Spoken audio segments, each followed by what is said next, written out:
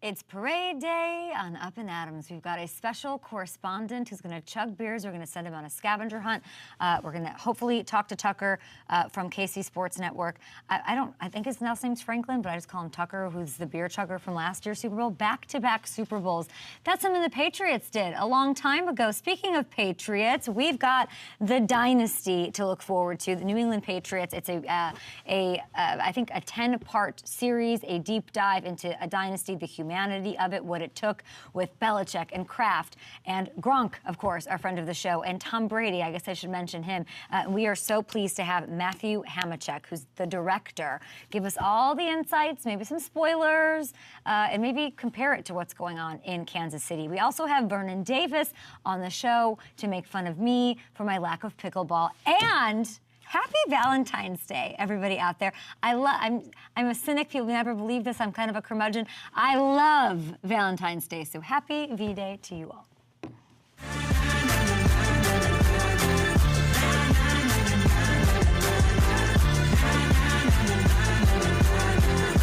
It's a very Valentine's Day up in Adams today. I did not wear red. That's okay. It's a day full of love. And I think, Hamilton, you're always surprised. It's fun to watch people be surprised to learn that I love today. It is very surprising. Why? Because as you said, you can be very in my ear, very.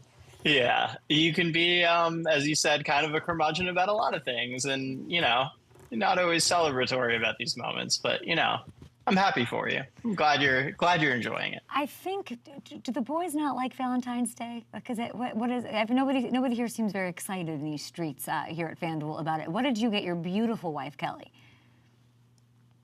So I got her some earrings, and I got her a new Stanley Cup that she was very excited for. So you killed it. Yeah. You killed it.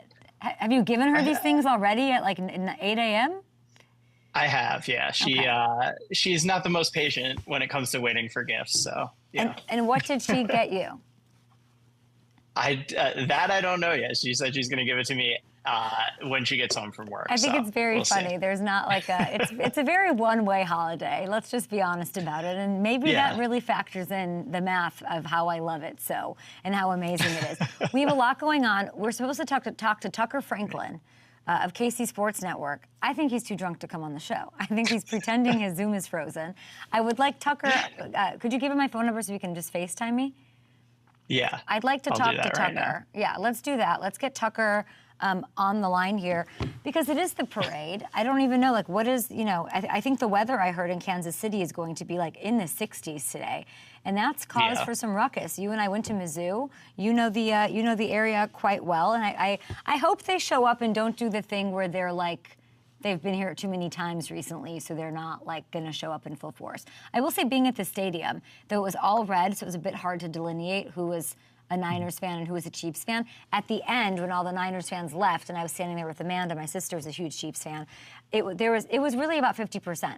I'm not kidding. 50% of what was left was Chiefs action, still being there, still representing, and still cheering on their team. So I don't think it's going to be a lackluster Super Bowl, and I wonder if Taylor Swift is there. That's a great question. Is she going to be up on the float with Travis? Yeah, who knew? Who knew this is what we would be talking about here? We've got Super Bowl MVP Patrick Mahomes. Any update on Tucker Franklin in my ear? Is there a reason that Tucker can't FaceTime me? Or we just aren't down with that?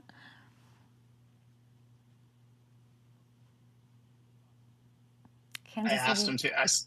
I sent your contact information over, so we'll see.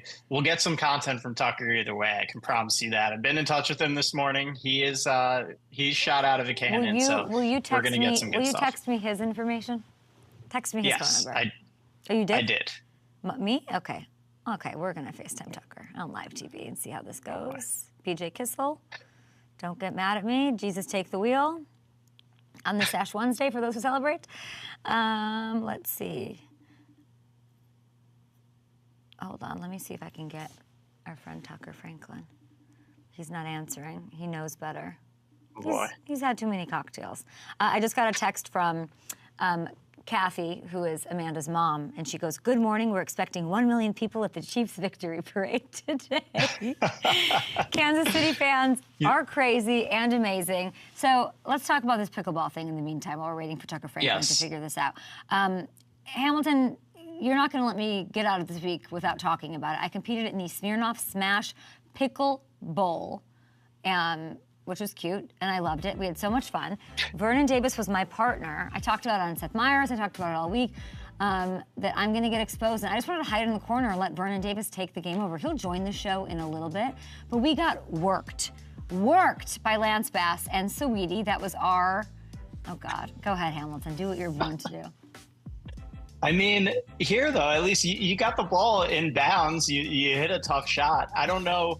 We're going to have to ask Vernon what he's doing here because he's just standing there in the back. And, there are some questions to answer here. He didn't do well with our Up and Adams beer pong either. Was football his only thing he can be athletic with? I don't know what's going on here from Vernon. We have to get some answers. He's in such good shape. I think Saweetie was a little sweet on him, to be honest. I think there was a lot of mental warfare happening. I think that was amazing. And I think that he is so imposing if he wants to be, but he's also such a doll, a wonderful person, that he did not want to just end everyone. But I mean, it was called the Smash Bowl. I wanted him to just what do you call this when you spike it? Spike it? Okay, yeah. I was like, volley, foot up, cute, for the camera. I wanted him to just go. He didn't do it once. There was no, and I think he just didn't, and I don't know if I'd like to ask him, and I will, how much does Saweetie have to do with that? But Lance Bass, which I said on the other side, he was like, I don't know the rules. I don't know that. And I was like, and he went out there and he was a menace. He was an absolute maniac. At one point, it was 10-1. People were yelling. We were being booed. It was the whole thing. But I thought that he could maybe take over. I didn't get hurt. I guess that's great. Yeah, that's always a positive. Sheena Shea of Vanderpump and her husband Brock, they weren't great in the beginning and got better. There were so many miscommunications. You know how many times the ball sailed between Vernon and I just looked at him like, are you? Because I'm too scared to go get it because he's huge. Yeah. And so, but he's not communicating, go get it. And then every time I would talk to him about it or be like, let's communicate, he was just acting. We got this, Rocky montage. And I'm like, no, we're playing our game. But it was all in good fun. Yeah. And I love Vernon. And Smirnoff is the best. I mean, they set that up in the middle of Resorts World. It was about the cool. I wasn't even ready for how cool it was. Yeah, no, it looks awesome. I'm just excited to get his perspective here. And it sounds like Lance Bass pulled a U and did the undersell over deliver. But I saw it coming. Classic. I was I know you're about to kick my ass. And then I can always say that I lost in pickleball with Smirnoff, the pickle bowl. With a smash duo that was Saweetie and Lance Bass, who kicked our butts. Okay, let's bring in Tucker. Oh, Jesus. There he is. Tucker Franklin of KC Sports Network. Let's bring in our intrepid reporter. Tucker, Hamilton and I are here. You're at the parade. Yeah. 1 million strong, I hear. Temperatures in the 60s. Set the vibe. Well, Kay, as you know, vibes are always high in Kansas City. And I had to climb an absolute mountain to get to where I am right now to get this cell service. There's so many people everywhere. That's why, we're dealing with some connectivity issues. We'll work through it, but there are people crawling everywhere. This is the best weather. Crawling. Listen, we started early in Kansas City. They're crawling. We started at 7 a.m. I was out here roaming the streets, checking everything out. I got to get a vibe check on the city. I gotta have my finger on the pulse. That's what I did. We are vibing out here in Kansas City. Where is Taylor? It's a great question. That's one question they won't let me answer. They won't let me get close to Taylor Swift. Okay. I have tried. And look, I understand. I get it. She's the biggest celebrity in the entire world. And, I would love to see her at the parade, truthfully. I think that would be amazing. So we don't know if she's going to the parade. We knew she was landing and went to the game. We don't know that she's there. Correct. And there was a report from the New York Post that said that she was encouraged not to come. The mayor from Kansas City came out and said, no, that's not true. We encourage her to come. type of deal. But I can imagine that like her security team's probably not stoked on that. Yeah. But we'll see. Okay, so Tucker, we thought, last year we had so much fun. I'm so appreciative of you climbing Mount Kansas City to hang out with us today and get that cell service. Tucker Franklin with KC Sports Network. I like the branding. I like everything you got going on. First of all, Hamilton, I'm sure. Hamilton, what jersey do you think he has on? It's a good question. If I had to guess, he's going to go with something classic, maybe a Derek Johnson, maybe a Jamal Charles. Okoye. If I know Tucker, I feel like he's throwing it back a little bit. Who you got, Tucker? Eric Berry is who I'm repping today. The old Reebok. Yeah, these parades are just like trying to show off how long you've been a fan. Like you see jerseys from everywhere when you're walking around. It's just showing off how long you've been a fan, especially in this dynasty the Chiefs are having here. Okay, we love that. So here's what we're going to do. We're going to send you on a scavenger hunt, Tucker Franklin of KC Sports Network. BJ Kissel said we could do this. This is not me. Hamilton came up with this stuff. He wants you to go find at the Chiefs parade in Kansas City a fan with a Chiefs tattoo, a Dwayne Bowe jersey. Listen, we already got the Eric Berry. Let's go Dwayne Bowe jersey. Somebody willing to chug a beer with you. Someone who brought a pet to the parade. And Hamilton, what else? What's the other thing you want, Hammy? We need the Lombardi Trophy. What are you talking about? It's a tall task. I have a lot of trust. I have a lot of trust in Tucker. I think he's going to be able to get this done. We need the Lombardi. Tucker, you are the Indiana effing Jones of this Kansas City parade. You hear me? You can listen. You can do anything. You saw this offense couldn't get it going. All the adversity. There were no receivers. Patrick did it. You can do it, my friend. Okay, you're right. I can't do it. I might break a few laws in the process, but I will do it. I will do the best. We have a great lawyer. I like that you said that. Put the accountability on everybody else, not you, our friend Tucker. Exactly. Tucker, I don't want to see you without a beer in your hand next time we check in with you. Speaking of check, Matt Hamachek. Joining us after this, we're going to say bye to Tucker. Yes, we've got the dynasty, New England Patriots, and we have an awesome interview coming up. I don't know much about it. I didn't look on purpose. I cannot wait to learn about this amazing doc series coming out very soon. All right. Great. We love to hear it. Oh my gosh, Tucker's a star.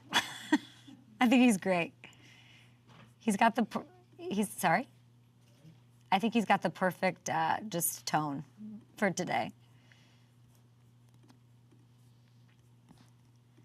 Okay, so for those of you in the YouTube break, I've been very excited about this. We booked this before Super Bowl even happened.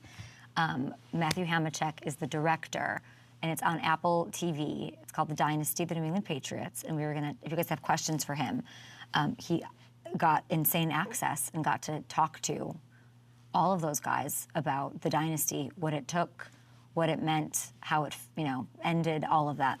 And so we get to talk to her, and I'm very, very, very excited. Finally, she acknowledges our existence. Happy Valentine's Day, YouTube. Let's do this. Better challenge, find a sober Chiefs fan. Oh, Hamilton, that would have been a good one. That's okay, no problem. Okay. Great timing.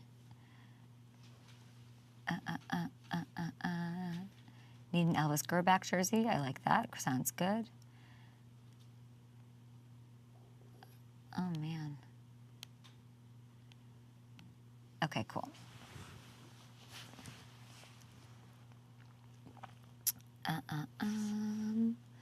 See, like, I'm interested. You're saying, like, there's so many elements. There's so many parts. Like, if you're doing a Patriots dynasty document, like docuseries, whatever it is, like, there's a million ways to go. What do you want to focus on? So I'm excited to even learn that, guys. Tucker should find Paul Rudd. Okay. I don't know. Paul Rudd got some heat on the old TikTok. I was seeing there's a lot going on. Vince Wilfork for Hall of Fame. You guys are all over the place today. A Trent Green jersey. Okay.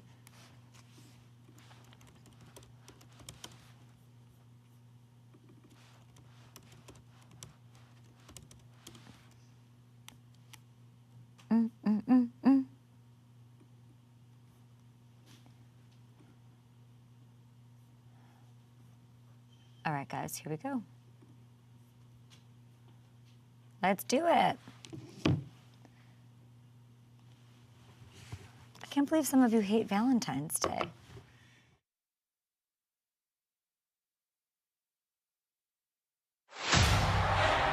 In pro football, nobody's entitled to anything. You have to go out there and earn it. I was pretty intent on proving myself. We were going to determine the future of football in New England. The Patriots are Super Bowl champions! First dynasty of the century. This game is like a narcotic. You're chasing that forever. Breaking news right now. Spygate. Deflategate. Aaron couldn't separate himself from that dark side.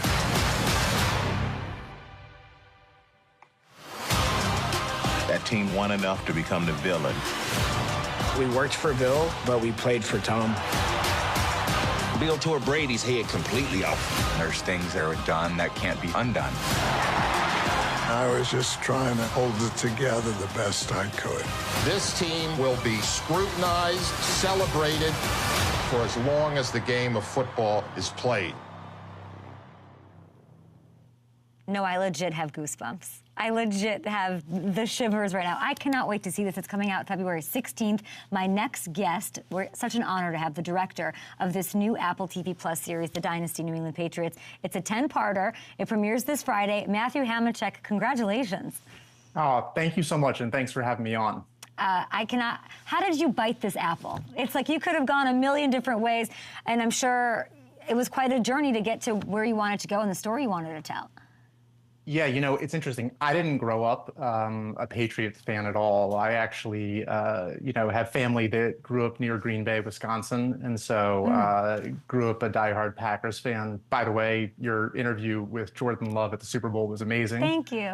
You know, so I didn't really know that much about the team, and what that afforded me is the ability to listen, because the thing that was so unique about the thing we had with this project was we had access to 70 plus players, coaches, executives, league officials, rivals, you know, like Strahan in the 07 and 11 Super Bowls.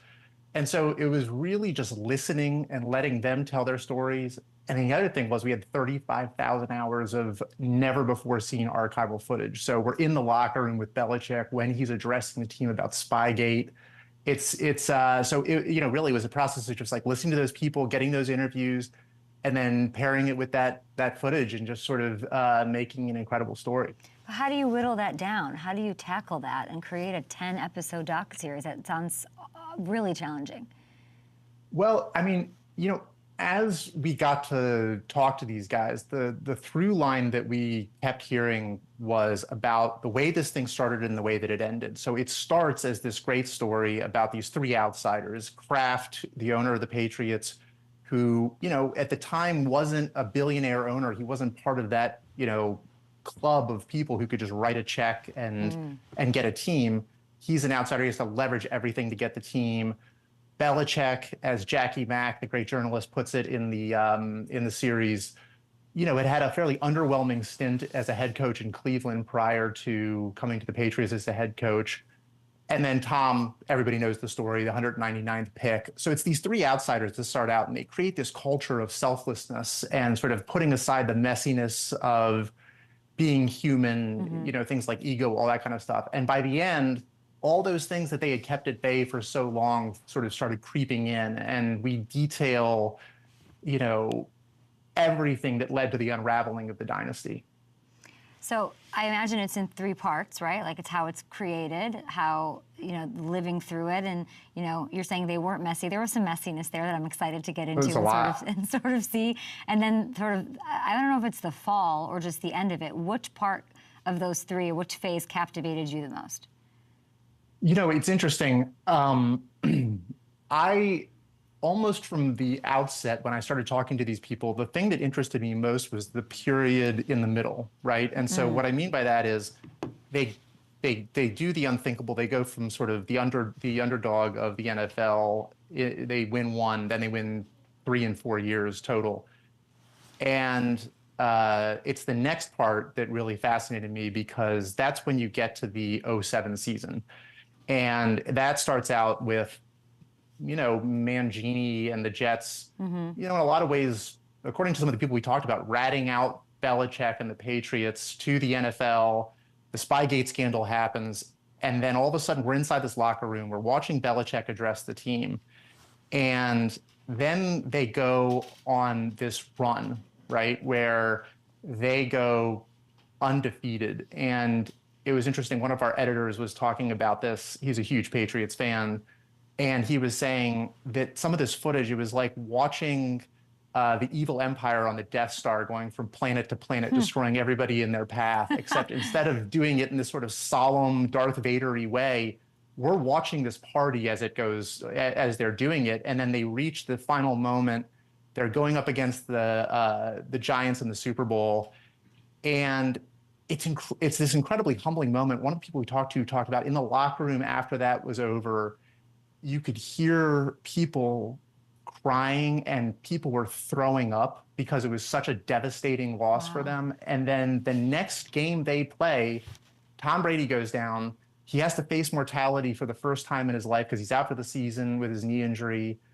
And that sets up this tension for him and for the sort of rest of the run because he realizes that the show goes on without him if he's out. And it's how does he stay there, despite what a lot of people say Belichick wanted, which was to move on, and Tom being determined to play until he was 45. And so there's this inherent tension in all of it. And we detail Spygate, Deflategate, the Aaron Hernandez story, and things like the Malcolm Butler benching as well.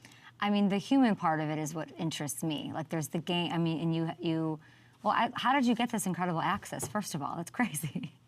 It's the same way you do it with every documentary, right? I did the Tiger Woods documentary for HBO, was my previous thing that I worked on. And, here we had incredible access. There we didn't have, we had barely anybody inside Tiger's inner circle, but the process is the same. You go to these people and you ask them and you say, hey, this is the story that I think I might want to tell. I don't really know that much. And here's how it could play out. Some people were really interested in doing it right away, and some people take, a year plus to agree to do it. I think you're right, though. One of the things that I've said to all of these people is I'm not as much interested in the X's and O's. I'm not as interested in, wins and losses. It's about the people and the characters and telling an honest and fair, unvarnished story of the New England Patriots. And, we're just seeing the shot of Mr. Robert Kraft there, someone who I had a very small glimpse into this dynasty when I was living up there and covering the team. And I've always found him to be a very compelling human. And I have a lot of respect for him. And I have thought about him often when it has come to these moments of adversity, whether it's Deflategate, whether it's all those things, of course, but also in just his decision making, because he is someone who strikes me as a person who's very full of humanity, full of he cares about relationships above everything else. And he's faced with at some point walking away from Tom Brady to keep Belichick happy, then eventually having this crazy tough conversation with Bill Belichick as well. What did you learn from that dynamic? And from Kraft's perspective, are we going to get to see some of the thought process behind those tough decisions? Yeah, the entire last, I'd say, 3 episodes, 8, 9, and 10, but in particular 10 from Robert's perspective, you really get to go inside his head and grapple with, okay, so in the Eagles Super Bowl, Bill made, what he sort of describes as an error in his mind of not putting team first, not putting Malcolm in, despite whatever the reason was, which we go into a little bit of detail on. And, thinking, okay, I'm going to keep an eye on this guy and see, what's going to happen here. And then you see him as he witnesses what Bill pulls off against the Rams in the next year, where, he takes arguably one of the best offenses of all time, one of the great sort of like wonderkids of the NFL in Sean McVay. And when you listen to McCourty and a bunch of the guys talk about what Bill put together defensively with his staff to win that championship, it really gives you insight into the decisions that Robert was making at the time, But I think ultimately what you realize is that this is a guy who wanted to hang on to everybody and didn't want to have to make that choice. And I think it really was his goal and his hope that he would be able to keep them together. And I think the other thing you really realize as you watch this thing unfold is how much he did to try to keep that going along the way. It's so interesting to think about that whole season, the defense sort of leading the way, similarly to the Chiefs this year, and then having it maybe made the decision, if that had to have factored into the decision of parting ways with Tom Brady. It was the most boring Super Bowl ever. I was there. There was like one Gronk catch. So that the defense certainly led the way that year. I love that you're sitting down with so many people from this world. And I have to ask you about Bill's former football research director, Ernie Adams, because this is, listen, Matthew, no one had access to this guy. They hid him in a film room under the stadium for 20 years, if you ask me, but he was such a pivotal part of the dynasty's success. And you got to sit down with him. What was revealed about this part of the dynasty through the eyes of Ernie Adams? All right, first off, I'll give you a little thing about Ernie. So at some point in time after this comes out, a network is going to realize that they need to get Ernie Adams doing analysis of football every Sunday, and whoever figures that out first is going to be very lucky. Cool. So Ernie was one of the first people I reached out to, actually, because I think I had read an article when I started doing research about him. And like you said, he's sort of this mystical figure within New England that nobody ever gets access to and nobody ever really gets to talk to. And I called him up and I started to talk to him. And what I found was one of the most charismatic, interesting people. And to be honest, he gave me 15 hours of interviews over the course of the 2 years that we were making this thing. And I think what was important to me early on was to find people that could give Bill Belichick's perspective, because we've all watched the Bill Belichick press conferences, you know, the "we're on to Cincinnati" type of thing. And so I wanted somebody who could really be Bill's voice, but also come at things with a historical perspective. Because if you think Bill loves the game of football and knows all sorts of interesting facts and things, Ernie Adams is one level higher. And they're lifelong friends. They went to Andover High School together.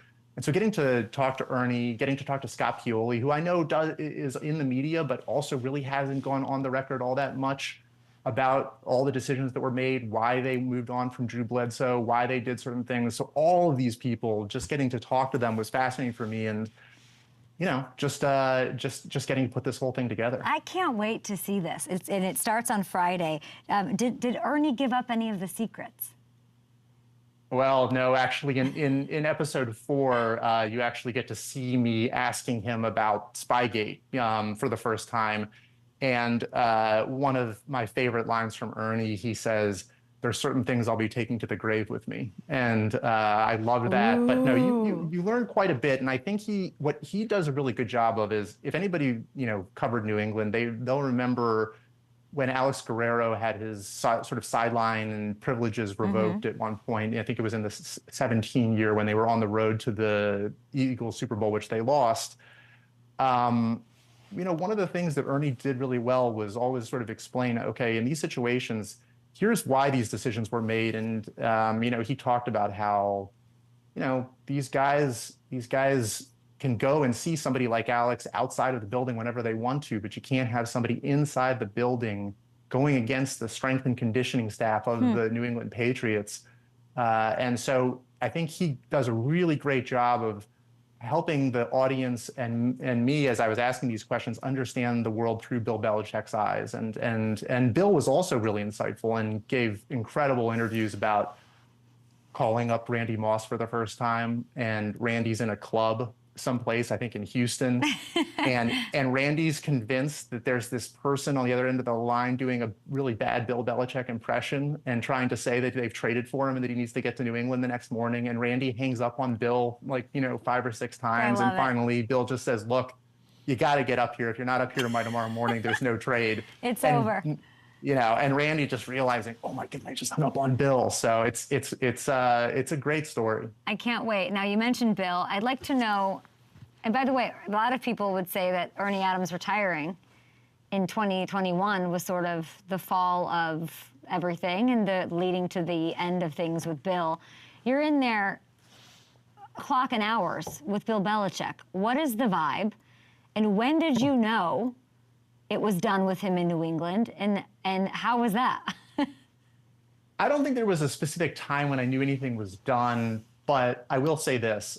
I think that when you watch this series, you'll have a much better understanding of, how can I put this? You'll see the breadcrumbs that are laid by the people that were in these rooms talking about why things happened. You'll understand why things are the way they are in New England right now. I don't think it will be as surprising to people once they watch this series.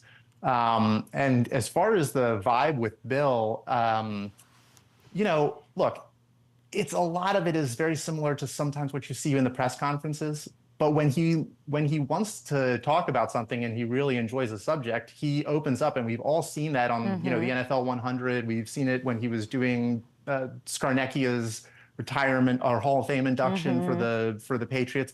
There are these moments where he switches, and all of a sudden you get this incredibly charismatic guy, and we got a bunch of those. And you know, this is one of the greatest coaches, if not the greatest coach in NFL history. And just to be able to sit across from him and ask him questions was a huge honor for me. The greatest coach in NFL history is not working this year. Yeah. Yeah. Well, you know, don't forget when Tom left, right, there was a couple people like Shanahan in San Francisco reportedly, and also Gruden reportedly, you know, at the time, who passed on him as well.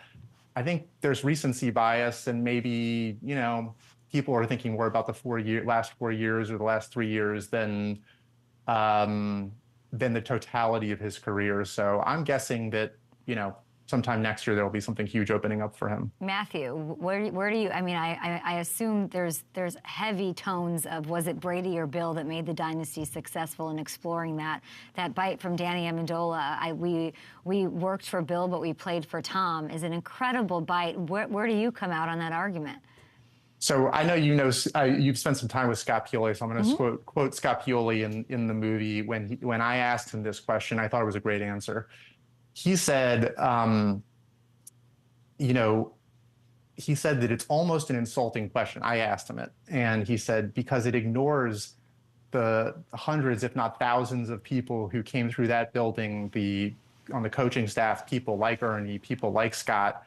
But all the players, and we have a ton of them in the thing, that contributed to this thing, because it was, as you know, football is the ultimate team sport. So yes, obviously Robert, Bill, and Tom are the pillars of this thing, but there's so many other people that contributed. And I think that when you watch the series, I think that's one of the main takeaways from it. A very Scott Pioli front office answer that you appropriated, but I'll allow it, and I think people can come to their own conclusions with this insight that you're providing in the dynasty. Now, dynasty is being thrown around right now big time. We got the Chiefs doing their parade thing in Kansas City. As you watch that, maybe more from the outside, of course, you spent so many years researching everything going on with the Patriots. Any similarities there, and what did you learn, Matthew, about what it takes to sustain a dynasty? I think I mean, look, it's incredibly difficult to create it in the first place. This goes back to this idea of the culture that you create within a team of team first and selflessness. And, you know, it's nearly impossible to create something like that once for one Super Bowl. You know, 3 and 4 years for the Patriots. I might be wrong about this, but 3 and 5 years for the Chiefs right now. I think the question is, how much longer can you sustain something like that? But there are so many similarities. All the guys I talked to, some of them I was texting on Sunday, while the former players that I was texting with on Sunday, they all point to Mahomes and that sort of cool, collected, calm under pressure type of mentality, and just sort of how much him and Tom seem to both have that. And, you know, you take an incredible coach in Andy Reid, you take an incredible quarterback in Mahomes, you don't know what can happen. And they have an opportunity right now to do the thing that the Patriots never could, which is the three-peat. And so we'll see. MJ vibes with young Mahomes there. And it's an interesting through line. Like you obviously you did the Tiger doc. Did you notice something about Tom that made you think like Tiger was just like this? they're very dissimilar in a lot of ways, but because of everything that Tiger went through, the work ethic is the through line. That's the thing. It's the person who's willing to wake up, and no matter how many majors you've won, no matter how many Super Bowls you've won, you're out there. These two guys were out there tweaking the tiniest of little things, even when they were the best of the best of the best at their respective sports.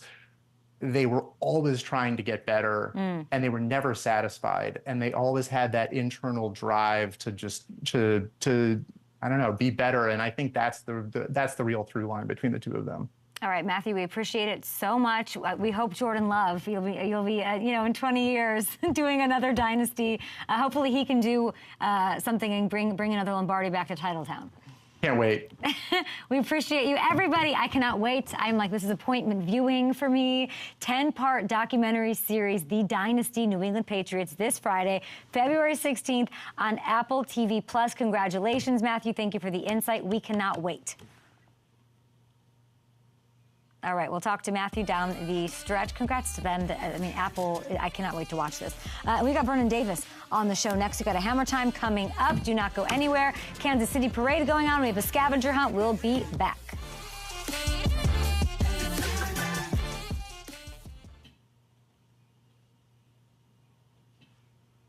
Matthew was incredible. I cannot wait to watch that. I cannot wait to watch that.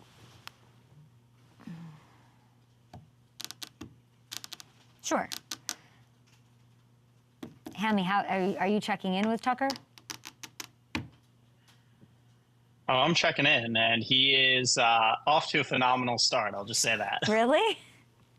Oh yeah, we're getting we're getting some things checked off the list. That's for sure. Now, Kathy, Amanda's mom, was saying she'd like to be our correspondent, and I said I didn't realize it was such a hot ticket in town.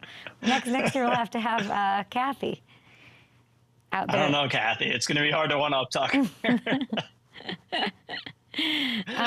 Okay, so we're gonna have Tucker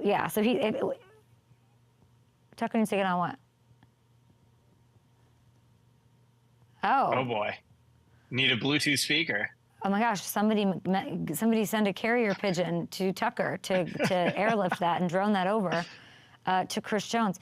Not having a Bluetooth speaker, unreal. Yeah, that's I have, as well documented, I participated in a Super Bowl parade once upon a time. It ties in with Matt Hamachek and those Patriots. It was the third one for Tom over Seattle. What was that? The fourth. That was his fourth. Yeah. That was a wild That was the day. one, the 10-year wait. That was Gronkowski wearing a SpongeBob hat, catching, like a seal, catching fish, catching little baby nips of Fireball in his mouth from everybody in the crowd. Julian Edelman looking like Teen Wolf, shirtless in frigid temperatures. That was wild. Well, I hope these KC boys have fun. Nobody asked for a Bluetooth speaker, I remember, but it was a good time was had nonetheless. Okay, we're going to have Vernon Davis on. Oh, gosh, Vernon and I have a lot of ground to cover. So we'll talk to him. I want to hear his perspective on all this, and if it matches up with yours, I'm also interested. Well, you can pop in and ask all your questions. I gave him my all. That's all I can say. That's all I can say. Okay, bye, Hammy. Text Tucker. Tucker Franklin of KC Sports Network joining us, guys. He is, of course, on the scene in Kansas City, has no service, wearing an Eric Berry jersey. The Ernie Adams stuff was great, huh? Oh, boy.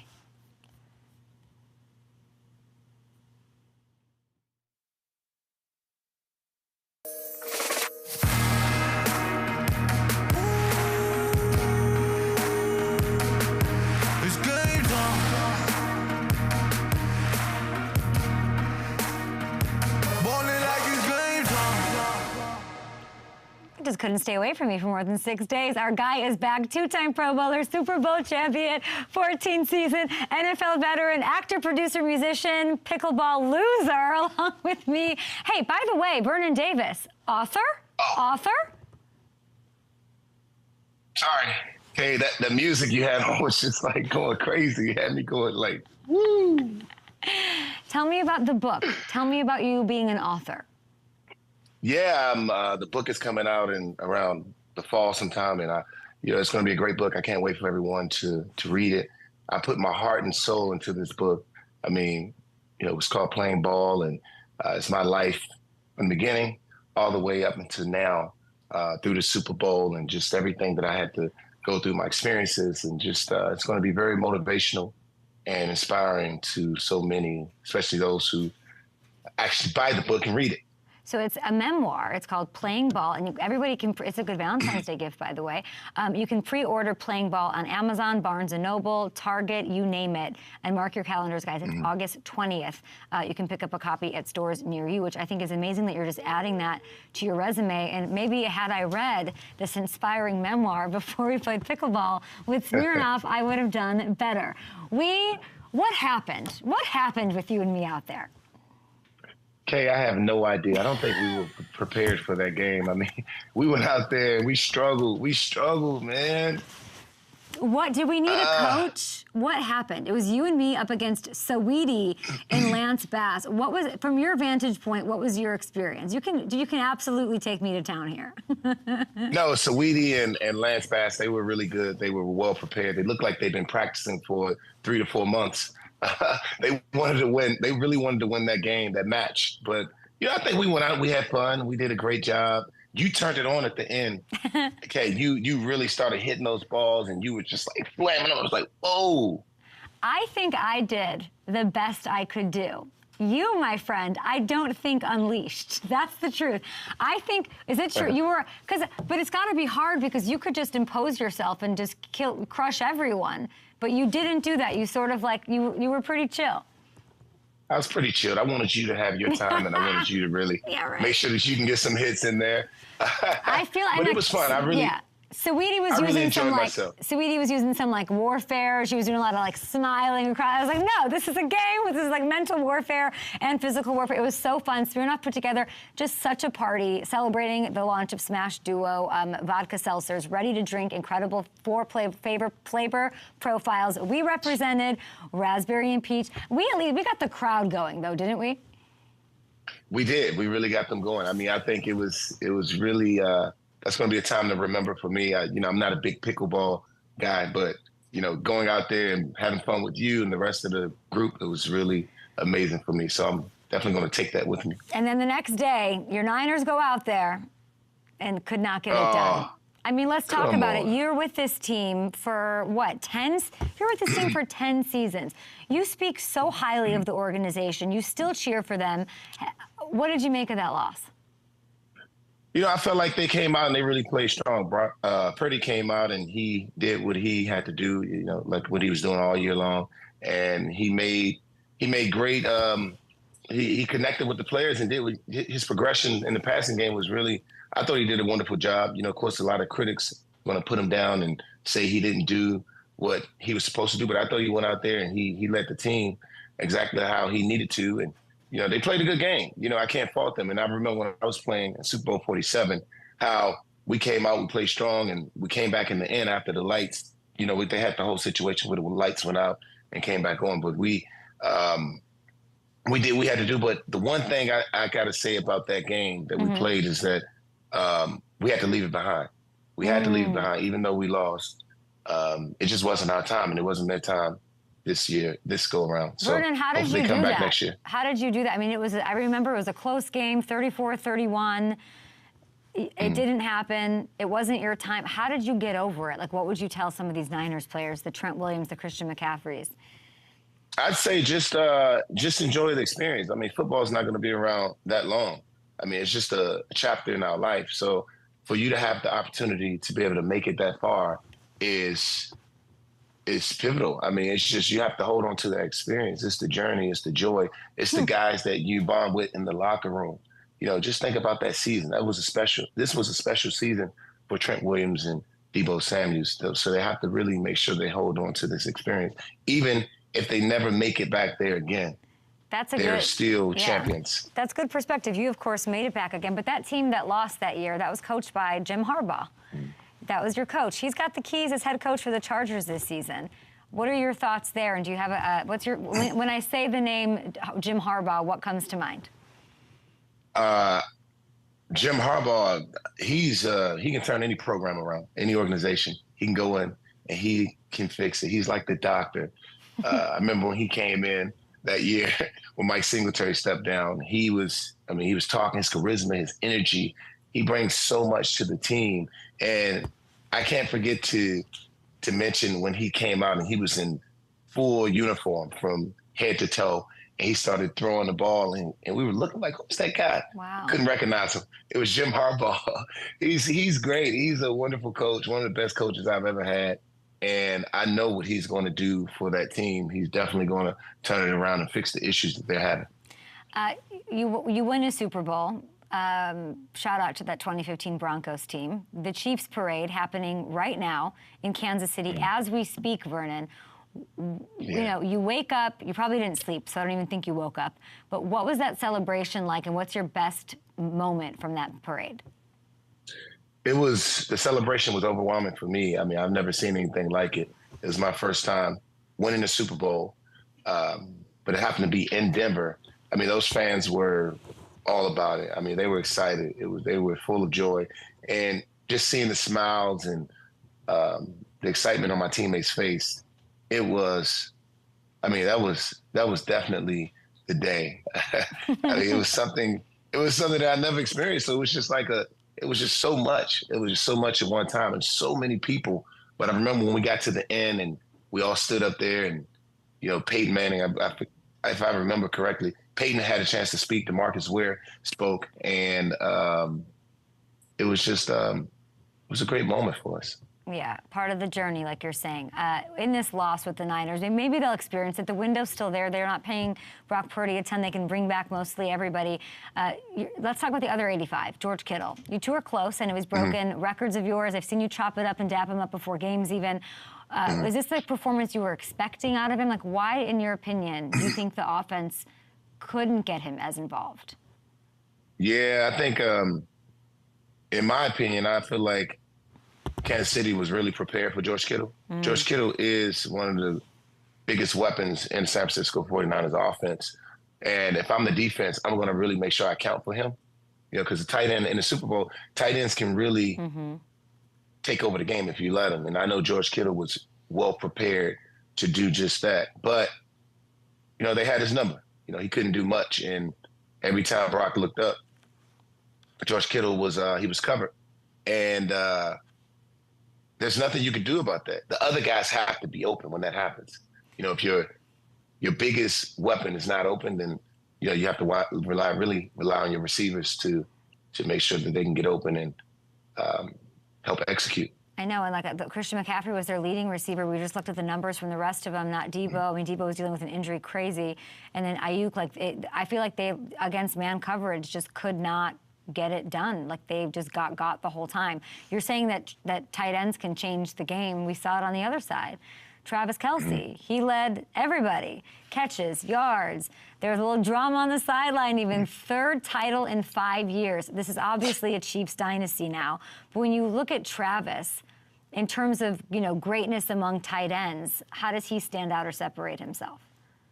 Well, Travis Kelce does it all. I mean, he's very reliable in the passing game. And if you go back and watch that game, he did a great job as far as getting north and south, what the coaches would always say. Catch the ball, turn upfield, and get as many yards as you possibly can. And he did just that, put his feet on the ground and made some plays. He's that tight end that every team wants. You know, he has the size, he has the speed, he has the ability to be able to get open in space and create that separation that you want in a wide receiver. So he's just a big wide receiver pretty much, and no one can really match up with him. And if you let him get open, then, I mean, his hands is just as good as any receiver in the entire league, so he's going to catch the ball. It's well said. You are a Super Bowl champion. We are not pickleball champ. Listen, Gronk missed the kick too. So, like, there's some tight ends around here that need to, like, reclaim some glory at Super Bowl 59 in New Orleans. I hope to see you there. I hope to talk to you, of course, before then. You always have a million things going on. But like I said, everybody, the book, the memoir, Playing Ball, pre-order it on Amazon. Go to Barnes & Noble, pick it up at Target, you name it. It'll be available everywhere. August 20th, pick up a copy at stores near you, and I'm sure Vernon will talk to you before then. Absolutely. Thanks for having me, Kay. Thanks for not hating me, because I just was not a good partner in pickleball. You're the best at it. See ya. Oh, he's so great. I mean, Hamilton, did you hear what he said? That I did my thing. Yeah, he did. The stories matched up. There were consistencies there. I did my best. You. And he wore it, you know? Yeah. It's not like he was just out there to have a good time. I like how he was like, well, Sweetie and Lance really wanted to win it. Yeah. And in my head, of course, my big anxiety leading up to it was, oh my gosh, I'm playing with Vernon Davis, Super Bowl champion. Like, he's going to be like a drill sergeant. Like, we have to win. And it's so funny that that wasn't the case. Yeah, he was just out there to have a good time and have some fun, I think. We did. We had a blast. We had a freaking blast. You practiced like once, and he said like Lance and Sweetie were also practicing for like 4 months. Yeah. Also, like when you're learning how to play pickleball, you can't really learn without 4 people. Like you can that's learn a good how. point. Like it wasn't. I'm not kidding. You know how I'm just dumb. So about certain things. And shut up. So we're it wasn't until like we were down 8-1 that I like understood what was going on. I was like, oh, now I get it. It's a good time to figure it out. Yeah. Instead of being like, oh, we serve. Like, the first serve, literally, I served to the person across from me, not to the person on the diagonal, but it has to go in that box over there. And I was like, well, who told me that? But of course, someone told me that. The person that was preparing you, probably did. Yeah. What's going on? All right, so what is this? Are you ready? Whose is this? What's happening? For me? Yeah. From who? From Hammy? What is this? What is this? Okay, who is this from? Does she know what's going on in the last block, by the way, that it's just going to be Tucker? Kay, with much love and admiration for you as a person, happy Valentine's Day. Shams! Well, who wrote that? He wrote this? This is horrifying writing. What are these?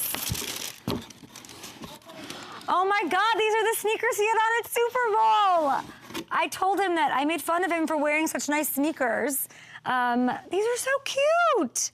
Are these my, oh, he asked me, he said, how big's your, Shams, this is the sweetest thing. Thank you. Look at this box. This is unbelievable. With much love and much admiration for you. Look at my shoes aren't even on. I was like, look at, we were vibing. I was ready for this. Oh, I need a pedicure so bad. I don't even look at the bottom of my feet. Oh my God. I'm going to put these on. What are we doing in this last block? Shams, thank you. I never get Shams anything. I have to get Shams something. These are cute. What are these, John Geigers? John Geiger. Well, John Geiger action. Me and Shams have matching shoes. We're back live on the show. That's so nice. Roses are red, violets are blue. Don't worry, we've already distressed them for you. Just got new shoes from Shams, you guys. Shams just sent these. Happy Valentine's Day, everybody out there. I think we have Hamilton with me. Right, Hammy? Okay, and we're gonna. Are we ready for? Go ahead, do your thing. Bring in Tucker. I got a new shoe I'm excited about. You bring in Tucker. All right, let's go to our parade correspondent, Tucker Franklin from Kansas City Sports Network. Tucker, we gave you the scavenger hunt. If we can pull that up, let's start with the Dwayne Bowe jersey. Were you able to find the Dwayne Bowe jersey? That was a really tough one. And as I mentioned earlier, there's a ton of people out here with jerseys trying to show how long of a fan they've been. But yes, I did find one. Yes. A Dwayne Bowe jersey. Shout out to Alex. He was a great sport about it. Very impressed that he was rocking the Dwayne Bowe. The numbers peeling off a little bit too, so you could tell that he was a real fan. Okay, let's get through more of these. What's the next one? Do we have a pet? We asked for fans that brought a pet to the parade.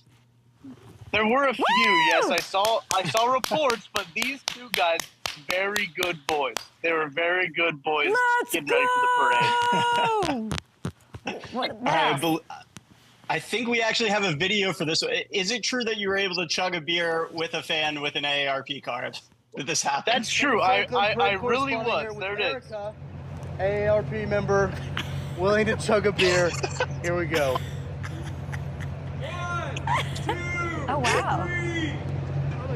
Peanut gallery. That's good. Erica, thank you so much. Erica was a champ. Erica was a champ. You did not like the AARP part. What? Yeah. What was that? What was the AARP part? You wouldn't ask this woman if she's an AARP member? That was a part of the deal. Hamilton set me up. And where's the Lombardi Trophy? Yeah. Well, listen, Patrick Mahomes, I don't know if you know this, he keeps leaving it around everywhere. He just keeps leaving it with people. So I was able to find it just right up here on the World War I monument. That's really weird. I don't know how I got up here. Is that Photoshop? You just left it here. I don't know. I don't think so. I don't get the joke. Where Chiefs tattoo? Anyone? Okay. Anyone with a Chiefs tattoo? Oh no. What is that? Yes. Shut up. What is that? That's me. That's me. I had no idea. I'm counting the Photoshop. 5 for 5. Tucker Franklin, you are a star. You would need an agent. You need BJ Kissel needs to give you a raise. There we go. Yeah, keep chug. That's Tucker Franklin. You can check him out doing all amazing things at KC Sports Network. We appreciate you. Thank you, Tucker. Thank you, Kay. Thank you. Back to back, baby. Let's see if you can three-peat. Amazing. This is a great show, Hammy. Oh man, that was a lot of fun. Tucker is something else. I really enjoy him. I think he kind of fits in.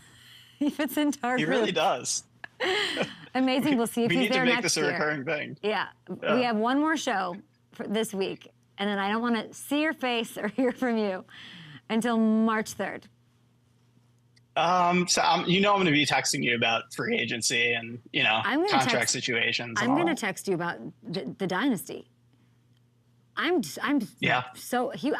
loved talking to him. Yeah, that was fascinating. Ernie Adams.